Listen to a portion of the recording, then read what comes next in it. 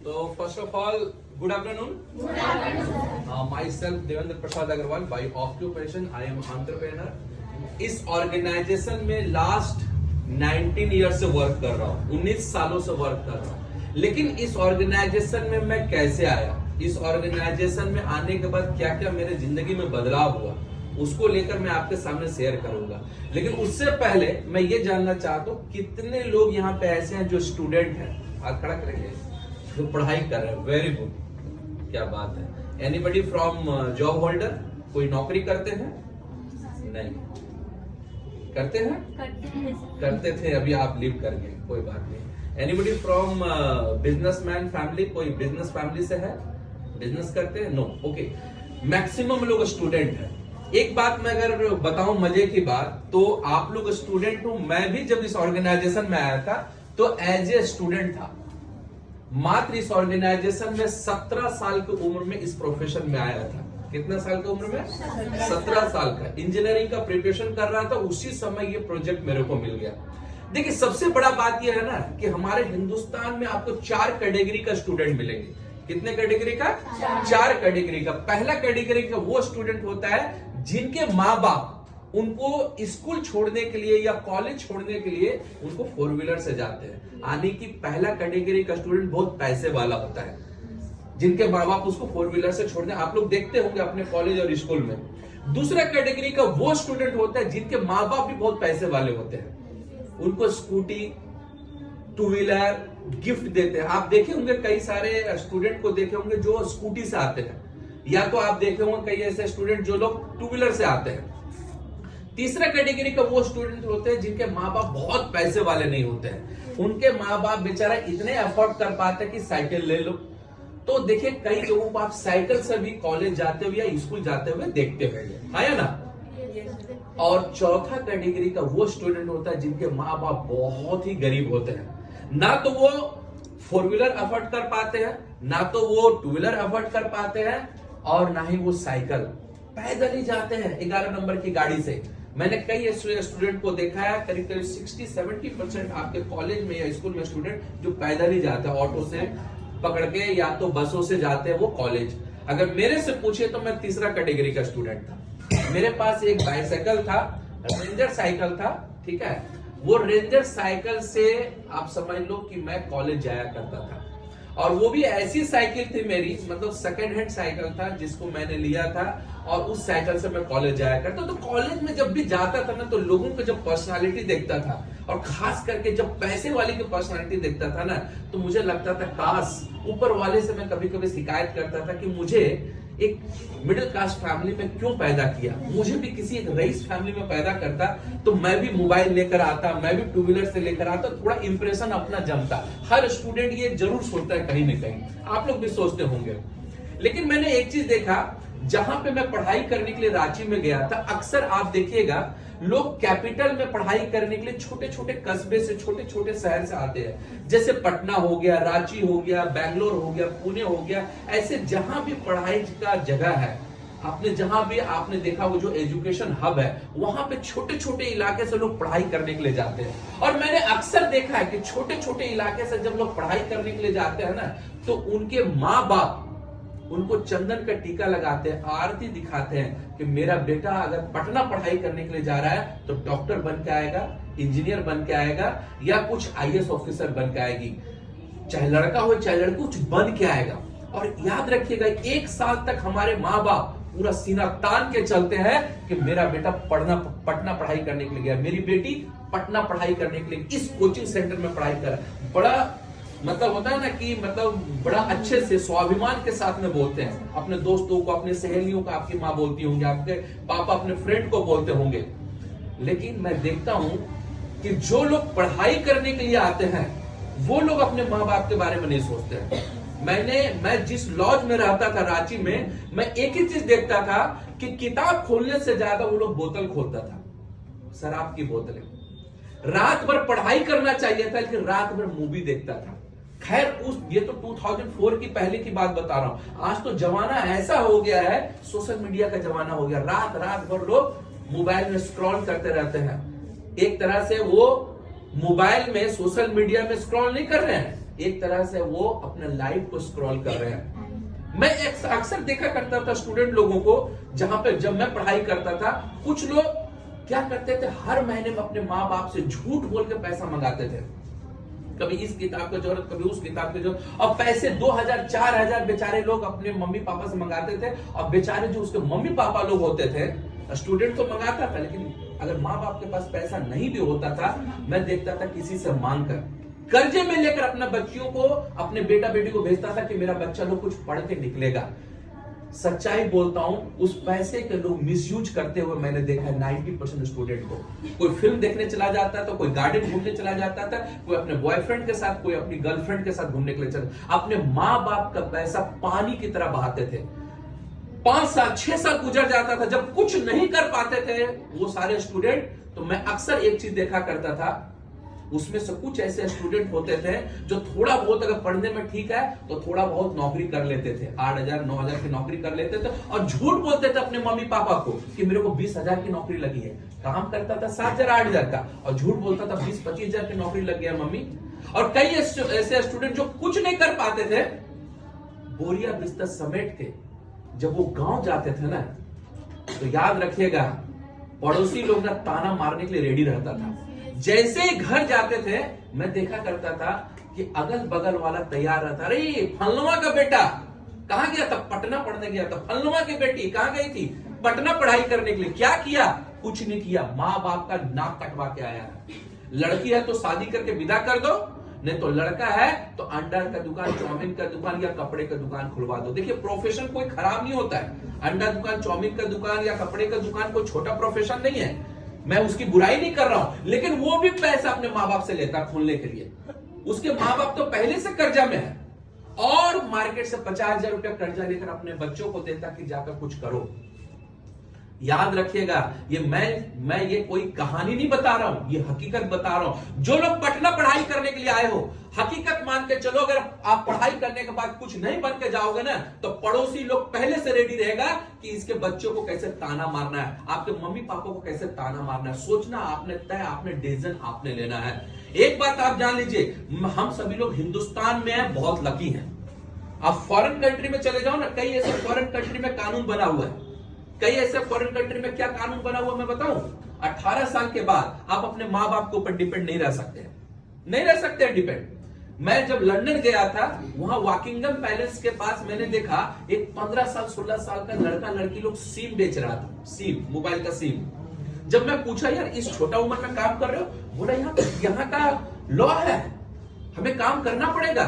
हम लोग आप 17-18 साल के बाद माँ बाप के ऊपर डिपेंड नहीं रहते, खुद से सेल्फ स्टैंड रहते हैं, सेल्फ स्टार्टअप करते हैं। आप दिल्ली, कलकत्ता, मुंबई, सूरत आप चले जाओ, वहां के लड़के लड़कियां खुद से देखिएगा, पढ़ाई भी कर रहा है, साथ में कुछ और भी कर रहा है। लेकिन यहाँ पे अगर आप, मैं बोलूंगा बिहार, झारखंड, यूपी के लोगों को बोलूंगा पढ़ाई के साथ कुछ करो, नहीं, पहले मैं पढ़ाई करूंगा 25-26 साल तक, उसके बाद कुछ बनूंगा। अब 25-26 साल आधी उम्र तो पढ़ाई में चले गई, आपका बनते बनते तक 30 साल कई लोगों का हो जाता है। और सबसे मजे की बात मैंने देखा है कि लोग 15 साल में माँ बाप के ऊपर डिपेंड रहे, चलता है, 20 साल में भी माँ बाप के ऊपर डिपेंड रहे, चलता है। लेकिन आप 25-26 साल बाद भी अपने माँ बाप के ऊपर डिपेंड हो। कई लोगों को देखता हूं शादी करने के बाद भी, शादी हो गए, बच्चे हो गए, उसके बाद भी मैं देखता हूं अपने माँ बाप के ऊपर डिपेंड है, अपने बच्चों की पढ़ाई के लिए अपने माँ बाप से पैसे लेते हैं। ये अच्छी बात नहीं है। आप सेल्फ स्टैंड बनना चाहते हैं, सेल्फ स्टार्टअप करना चाहते हैं, this is the good platform, जहां से आप बहुत कुछ कर सकते हैं। सोचना आपने, तय आपने करना, डिसीजन आपने लेना है। एक बात मैं जरूर बोलूंगा आप लोगों को, मेरे टीचर थे, स्टूडेंट हूं इसलिए मैं आपको समझा रहा हूं। मेरे एक टीचर थे, हमेशा और अक्सर एक चीज बोलते थे कि देवेंद्र, पैसा कमाने का अपॉर्चुनिटी ना लोगों को 3 कंडीशन में मिलता है। कितना कंडीशन में? 3 कंडीशन में मिलता है। पहला, या तो आपकी घर की स्थिति पहले से खराब है तो ऊपर वाला सुधारने के लिए पैसा कमाने की अपॉर्चुनिटी देता है। दूसरा, या तो आपकी घर की स्थिति खराब चल रही है तब आपको अपॉर्चुनिटी देता है कि इनकम करो और अपनी घर की स्थिति सुधारो। और तीसरा कंडीशन जो लोग नहीं समझ पाते, आपकी घर की स्थिति पहले खराब थी या पहले ठीक थी, अभी भी ठीक है, लेकिन फ्यूचर में ना जाने क्या होगा, कोई जानता है क्या? अभी मनीष सर ने टाइम कंपाउंडिंग के बारे में बताया, टाइम के बारे में बताया कि समय किस कब करवट बदल लेगा कोई नहीं जानता है। किसी घर में सब कुछ अच्छा चल रहा है लेकिन अचानक से कौन सा इंसिडेंट हो जाएगा ये कोई नहीं जानता है। मैं एक चीज बोलता हूं, आपकी घर की स्थिति पहले बहुत अच्छी थी, अभी भी बहुत अच्छी है। क्या आप गारंटी दे सकते हो कि अगला 6 महीना बाद आपके घर की स्थिति वैसे ही रहेगी? सो कुछ ऐसा इंसिडेंट होगा जो आपका घर में पूरा परिवर्तन हो जाएगा, आपके ऊपर लोड आ जाएगा, आप समझ नहीं पाओगे क्या करूं क्या नहीं करूं। सोचना आपने तय, आपने डिसीजन आपने लेना है। यहां पे जितने भी स्टूडेंट है, आप किस कॉलेज में पढ़ाई करते हैं, किस स्कूल में पढ़ाई करते हैं, मुझे नहीं मालूम। आपका 40% आता है कि 70% आता है कि 80% आता है, मुझे नहीं मालूम। मुझे नहीं मालूम कि आप पिछले 2 साल से फेल हो रहे हैं फिर भी कंपटीशन की तैयारी कर रहे हैं, ये मुझे नहीं मालूम। लेकिन एक चीज तो मैं जरूर बोलूंगा, एक सर्वे बोलता है हिंदुस्तान में 85% स्टूडेंट, 85% स्टूडेंट रात में सोते समय 10 मिनट वो जरूर सोचता है कि मैं मां बाप से पैसे तो ले रहा हूं लेकिन कहीं ना कहीं अपने मां बाप के आंख में धूल झोंक रहा हूं।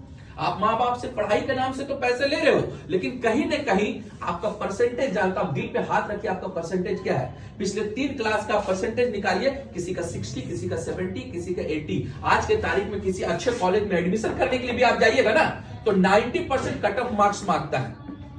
क्या मैं गलत बोल रहा हूं? और आज के तारीख में आपको इंजीनियरिंग का स्टूडेंट या आज के तारीख में मेडिकल का स्टूडेंट या आपको ग्रेजुएट हुआ बंदा ऐसा मिलेगा ना, एक पत्थर उठा कर फेंक के मारो ना, जिसको लगेगा ना वो ग्रेजुएट आपको मिलेगा, जिसको लगेगा ना वो इंजीनियरिंग पास बंदा मिलेगा। आप दिल्ली कलकत्ता वगैरह में चले जाओ ना तो वहां पे तो इतने सारे स्टूडेंट है ना पढ़ लिख कर बेरोजगार है। तो आपको पढ़ लिख कर बेरोजगारी के कैटेगरी में रहना है तो कोई प्रॉब्लम नहीं। आपको लगता है कि नहीं मुझे कुछ नया स्टार्टअप करना है, वेलकम, इस प्रोजेक्ट में आइए। जैसे मैं स्टूडेंट था, मुझे स्टूडेंट के बाद जो नौकरी के लिए स्ट्रगल करना पड़ता वो स्ट्रगल ना करके मैं इस प्रोफेशन में आ गया। वो स्ट्रगल मैंने यहां पे किया। आज के तारीख में मैं नौकरी करने के लिए अगर 5 साल 6 साल नौकरी करता तो शायद मैं अपनी जिंदगी में थोड़ा बहुत कुछ कर पाता। लेकिन मैं गारंटी के साथ बोलता हूं, मैं इस ऑर्गेनाइजेशन में 5 साल के अंदर ही अपनी पूरी करियर को बदल दिया। 5 साल के अंदर मेरे साथ में क्या क्या हुआ? 5 साल के अंदर इस ऑर्गेनाइजेशन से मेरे पास 2 व्हीलर हो गया, 4 व्हीलर हो गया, बंगलो, गाड़ी, सब कुछ हो गया ओनली 5 इयर्स के अंदर। और मैं बोलूंगा तो कई लोग विश्वास नहीं करेंगे। तो मैं आपको एक चीज बोलता हूं कि अगर इसमें जाते हैं मार्केट में, अगर आप जाते हो, सोशल मीडिया का जमाना है, सोशल मीडिया में अगर आप जाते हो तो आप सोशल मीडिया में अगर जाते हो तो यूट्यूब में आप चले जाइए, इंस्टाग्राम में चले जाइए, वहां पे अगर आप जाते हो तो अगर आप देवेंद्र प्रसाद अग्रवाल अगर आप करते हो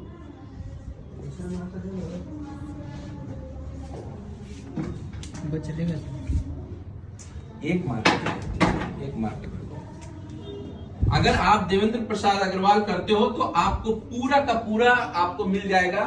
या इंस्टाग्राम में जाते हो तो मैंने इस और प्रोफेशन से क्या किया आपको पूरा डिटेल मिल जाएगा। यहां पे ना एक मार्कर रखा करो, इससे लोग कंफ्यूज हो जाते हैं। तो मैं यही आप लोगों से बोलना चाहता हूं कि अगर इस प्रोफेशन में आपको लगता है कि करियर बदलना है तो मैं आपको गारंटी के साथ बोल सकता हूं, क्योंकि मैं 19 सालों से काम कर रहा हूं। इस 19 सालों में आप सोच के देखो, एक बंदा 19 सालों तक इस प्रोफेशन में क्यों टिका हुआ है, किस लिए टिका हुआ है? अगर ये प्रोफेशन खराब होता तो मैं 1-2 सालों में छोड़ के चला जाता। इस प्रोफेशन ने मेरे को केवल इनकम नहीं दिया है, नेम, फेम, इज्जत, लाइफ स्टाइल, फॉरेन ट्रिप, बहुत कुछ दिया है। केवल मेरा ही लाइफ स्टाइल चेंज नहीं किया, मेरा पूरा परिवार का लाइफ स्टाइल चेंज कर दिया है। तो इस प्रोफेशन में आइए, अगर मैं गारंटी के साथ बोलता हूं कि आपके लाइफ में बहुत बड़ा परिवर्तन आएगा। और रही बात, एक सिचुएशन मैं आपको बताना चाहता हूं, ध्यान से देखिएगा। एक सिचुएशन मैं थोड़ा सा आपको बताना चाहता हूं। ये सिचुएशन देखिए, 1920, 1940, 1960, 1980 और 2000। इसको ध्यान से देखिएगा। ये मैं नहीं बोल रहा हूं, ये इकोनॉमिक्स बोलता है, हमारा भारत के इकोनॉमिक्स बोलता है कि अगर सिचुएशन देखिए, पिछला 20 साल का डिफरेंसेस में क्या मतलब, एक सदी कैसे बदल जाती है, हमारा इकोनॉमी कैसे बदल जाती है, ध्यान से देखिएगा। 1920 में जो बंदा 1 रुपया कमाता था उसकी घर की स्थिति परिस्थिति ठीक था। 1940 यानी 20 साल बाद 1 जीरो बढ़ गया, 1940 में अगर कोई 10 रुपया नहीं कमा रहा, उसकी घर की स्थिति ठीक नहीं रहती थी। 1960 में एक जीरो और बढ़ा। 1960 में अगर कोई 100 रुपया नहीं कमाता होगा तो उसका घर नहीं चलता होगा।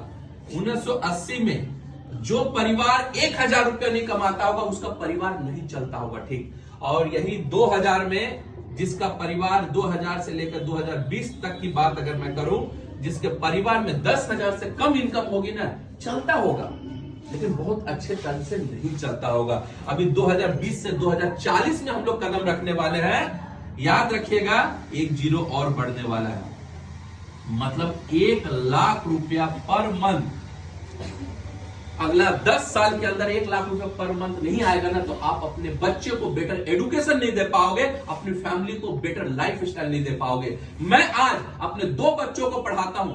2 बच्चों को पढ़ाने में आज के तारीख में महीने में अगर मैं बात करूं तो करीब 30,000 से ज्यादा लग जाता है। अच्छा, अगर बेटर एजुकेशन और बेटर अच्छा इंटरनेशनल स्कूल में पढ़ाना चाहते हो तो। हाँ, ऐसे नॉर्मल लाइफ में तो भैया आप 2000-4000 में भी चला सकते हो, लेकिन अगर आप अच्छे तरीके से अपने बच्चों को एजुकेशन देना चाहते हो तो आपको इतना इनकम कमाना ही पड़ेगा। 50,000 से 1 लाख रुपए महीने का कमाना ही पड़ेगा। और एक बात याद रखिएगा, नॉर्मल प्रोफेशन अगर आपने पकड़ लिया गलती से, normal profession in the sense मतलब कहने का मतलब अगर नॉर्मल सिंपल सा जॉब पकड़ लिया तो उसमें जिंदगी भर उतने ही पैसे में रह जाओगे। मैं कई ऐसे लोगों को देखा हूं कि उनकी सैलरी स्टार्ट हुई 5,000 से और उनकी उम्र बीतते बीतते तक वो बुजुर्ग हो गए, उनकी सैलरी मैक्सिमम से मैक्सिमम 15,000 20,000 हो पाता है। कई लोगों को मैंने देखा 20,000 से स्टार्ट किया, उसका खत्म होते उम्र खत्म हो जाती है 30-40,000 में खत्म करते हैं। एक बात याद रखिएगा, आप अपने पिताजी, किसी के पिताजी नौकरी करते हैं, आप पूछिएगा 20 साल पहले क्या सैलरी थी और अभी क्या सैलरी है। मुश्किल से मुश्किल 5,000 10,000 का केवल फासला हुआ होगा, उससे ज्यादा नहीं हुआ होगा। जमाना, हमारी महंगाई इस कदर बढ़ रही है कि आपको अपना इनकम बढ़ाना ही पड़ेगा, वरना आप अपना एक्सपेंस अवॉइड नहीं कर पाएंगे। बाद में फिर आपको क्या करना पड़ेगा, लोन लेना पड़ेगा मार्केट में। और अगर एक बार आपने लोन ले लिया तो लोन तले ऐसा दब जाओगे ना कि याद रखिएगा आप इस दुनिया से चले जाओगे, आपके बच्चे को वो लोन चुकता करना पड़ेगा। मैंने कई ऐसे फैमिली में देखा है बॉस। और मैं क्या बोलता हूं, सर्वे बोलता है कि हिंदुस्तान में 80% जो लोग नौकरी करते हैं उस नौकरी से इतना ही पैसा उसको मिलता है जिससे वो अपना पेट चला सकते हैं। अगर बाकी एक्स्ट्रा उनको करना, बेटी का शादी करना है, एजुकेशन देना अपने बच्चों को, तो लोन लेना पड़ता है। अगर इन चीजों से छुटकारा पाना चाहते हो, एक बेटर लाइफ स्टाइल अगर पाना चाहते हो तो न्यू स्टार्टअप करो विद स्मार्ट वैल्यू। मैं गारंटी के साथ बोलता हूं आपका लाइफ स्टाइल बिल्कुल चेंज होगा। जैसे आज स्मार्ट वैल्यू में 45 से 50 लाख लोगों का लाइफ स्टाइल चेंज हुआ, आपके जिंदगी में भी बड़ा बदलाव आएगा, ये गारंटी के साथ मैं बोलता हूं। आज मैं इस ऑर्गेनाइजेशन में सब कुछ हासिल कर पाया। शायद मैं दूसरे प्रोफेशन में रहता तो 50 सालों में वो सारी चीजें नहीं कर पाता जो मैं यहां से 5 सालों में कर पाया। सोचना आपको है, तय आपको करना, डिसीजन आपने लेना है। Take a decision quickly within 24 hours में, 24 आवर्स के अंदर। अगर आप 24 घंटे के बाद डिसीजन लेते हो तो गारंटी मान के चलो निगेटिव करने वाला 10 लोग मिल जाएंगे। अगर आप 5,000 किसी से मांगो ना तो फिल्मों में जैसे लोग गायब नहीं होते हैं वैसे गायब हो जाएगा लोग, 5,000 देने वाला नहीं मिलेगा। ये आपको गारंटी। आप एक बार मांग के देखिए, अपने किसी फ्रेंड दोस्त जिसको लगता है मेरा बहुत अच्छा सगा है, एक बार पैसा मांग के देखिए, आपको समझ में आ जाएगा। कोई नहीं देता है आज के तारीख में पैसा। और अगर आपको लगता है कि अपने मम्मी पापा को हेल्प करना, यार जो मम्मी पापा अपना पेट काट कर आपको पढ़ाया लिखाया, खुद एक रोटी खाकर आपको 10 रोटी खिलाया, खुद पूरा साल भर एक कपड़ा पहनकर आप लोगों को 10-10 कपड़ा खरीद के दिया, क्या हम लोगों की बारी नहीं है अपने मम्मी पापा के लिए कुछ करने का? This is the right time, यही सही समय है कि आप अपने मम्मी पापा के लिए कुछ कीजिए। बिल गेट्स क्या बोलते हैं, गरीब परिवार में पैदा लिए ये कोई खराब बात नहीं है, लेकिन आप गरीब मर गए ये बहुत पाप वाली बात है। पर मैं कुछ और बोलता हूं, मैं ये बोलता हूं कि गरीब परिवार में पैदा लिए ये कोई खराब बात नहीं है, लेकिन अगर आपके मम्मी पापा गरीबी में मर जाते हैं उसके बाद आप अमीर बनते हैं तो बेकार है। मम्मी पापा का रहते हुए अमीर बनिए और उनको पूरा इंडिया घुमाइए, उनका लाइफ स्टाइल को चेंज कीजिए, उनके लग्जरियस लाइफ को उनको तरफ लेके जाइए। उनको लगे कि हाँ मैं एक अच्छे मेरा बच्चा लोग एक अच्छे प्लेटफॉर्म में काम कर रहा है। जैसे आज मेरी मम्मी एक आज के तारीख में लग्जरियस लाइफ जी रही है। मेरी मम्मी खेत खलिहान में काम करती थी, क्लास 5 तक पढ़ाई की है, लेकिन वही मम्मी आज अगर मैं बात करूं तो मेरी मम्मी लग्जरियस लाइफ जी रही है। आज मैं, मेरा भाई विपिन प्रसाद अग्रवाल और आज के तारीख में मेरे एक और भाई है पवन, अगर मैं बात करूं तो हम लोग तीनों भाई इतना इनकम करते हैं कि मेरी माँ लग्जरियस लाइफ जी रही है। लेकिन वो गांव की रहने वाली थी, लेकिन आज एक बेटर लाइफ जी रही है। तो आप अपने मम्मी पापा के लिए कम से कम सोचिए, इस प्लेटफॉर्म में आइए और अपने मम्मी पापा के करियर को बदलिए, उनकी लाइफ स्टाइल को बदलिए। आपका तो बदलेगा, आपकी पूरी फैमिली का जिंदगी बदल जाएगा। आप अपने छोटे भाई बहनों को पढ़ाई लिखाई में मदद भी कर सकते हैं। ज्यादा मैं नहीं बोलूंगा, इतने ही बोलूंगा। खत्म होने के बाद अभी आपको हमारी सर्विस टीम है वो आपसे बात करेगी, आप उनके साथ बैठिए। स्पेशली गर्ल्स के बारे में एक चीज जरूर बोलूंगा, क्योंकि यहाँ पे गर्ल्स भी बहुत सारे हैं। तो मैं लड़कियों को लेकर एक चीज बोलता हूँ, लड़कियों की बचपन में क्या आइडेंटिटी रहती है, क्या बोला जाता है, ये तो फलनवा की बेटी है। थोड़ा और बड़ी होती है तो क्या बोला जाता है मोहल्ले में, ये तो फलनवा की बहन है। थोड़ा और बड़ी होती है तो क्या बोला जाता है, उसके बाद कहीं अगर शादी हो गया तो क्या बोला जाता है, ये तो फलनवा की बीवी है। आपके नाम से नहीं, फलना के बीवी के नाम से जाना जाएगा, XYZ जो भी है। थोड़ा और बड़ी होते हैं तो ये तो फलना की माँ है। आप सुने होंगे फलनवा की माँ, बोलता है कि नहीं बोलता है, ये बिट्टू की माँ बोला जाता है कि नहीं बोला जाता है, तो फलना की माँ। थोड़ा और बड़ी हो गई तो फलना की दादी माँ, फलना का नानी माँ, जिंदगी खत्म। लेकिन इसी देश में खुद का कहाँ आइडेंटिटी बन पाता है मैडम, लेकिन इसी देश में आज के तारीख में एक से एक लेडीज है जो हिस्ट्री रच दी। आज के तारीख में कौन ऐसा फील्ड है जिस फील्ड में लड़की लोग नहीं है। मिलिट्री में चले जाइए, क्रिकेट में चले जाइए, आप नेवी में चले जाओ, हर जगह पे लड़कियां लोग झंडे गाड़ रही है। हाँ या ना, हमारा देश का 49% आबादी गर्ल्स का है, लेडीज का है। अगर ये 49% आबादी डेवलप नहीं करेगी तो हमारा हिंदुस्तान भी डेवलप नहीं करेगा। तो मैं लड़कियों को बोलूंगा आइए, और मैं आज स्मार्ट वैल्यू के बारे में बताऊं, आपको जानकर आश्चर्य होगा 60% लड़कियां एडमिशन कर रही है। अगर स्मार्ट वैल्यू में 100 लोग एडमिशन कर रहे हैं तो 60 लड़कियां एडमिशन कर रही है और अपने माँ बाप के लिए बहुत कुछ कर पा रही है, अपने पेरेंट्स के लिए बहुत कुछ कर पा रही है। तो बहुत अच्छा समय है, आप अपने मम्मी पापा के लिए बहुत कुछ कर सकते हैं। Wish you all the best, best of luck. Thank you so much. जय हिंद।